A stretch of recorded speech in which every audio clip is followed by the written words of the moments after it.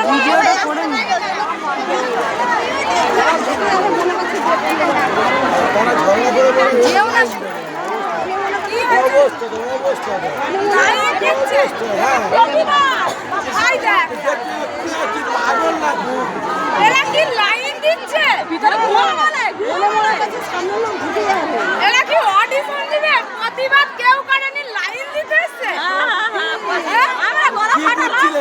তাহলে আমরা জলদি মরি আর ওরা লাইন দিয়ে মরুক।